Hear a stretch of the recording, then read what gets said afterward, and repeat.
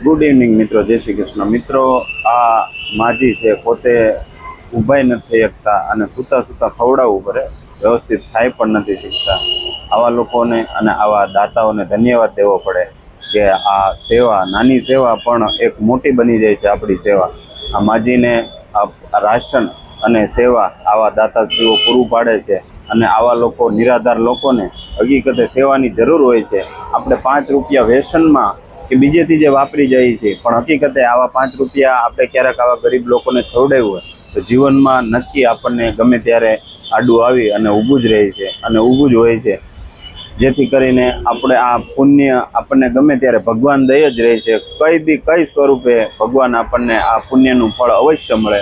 મિત્રો, તમે પણ આવા લોકો જો તમારી આજુબાજુમાં રહેતા હોય અથવા જોતા હોય તો જરૂર અમારો સંપર્ક કરજો અને થાય એટલી તમારાથી મદદ કરજો। બસ જો મિત્રો, આ માડીની હાલત, પોતે ખાઈ પણ નથી શકતા અને ખાટલામાં જો સૂતા સૂતા ખવડાવવું પડે છે, આવી પરિસ્થિતિ છે। આ બાળકો બધા થઈ અને આ માડીને જો રાશનનું આ દાન કર્યું છે ને આ દાતા શ્રી વિનોદભાઈ એ આ માડીનું રેશન આપ્યું છે। ધન્યવાદ છે આવા દાતાઓને પણ કે આવા ગરીબમંદ લોકોને રાશન પૂરું પાડે અને પોતાની આજીવિકા અટકે નહીં એ માટે એક સહારો બની અને ઊભા રહે।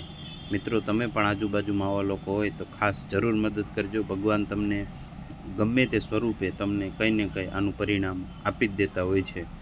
મિત્રો, મારો આ એક માધ્યમ હોય છે અને તમારા સાથ અને સપોર્ટથી ચાલતા હોય છે। મિત્રો, મારો આ વિડીયો ગમે તો લાઈક, શેર અને સબસ્ક્રાઈબ કરજો।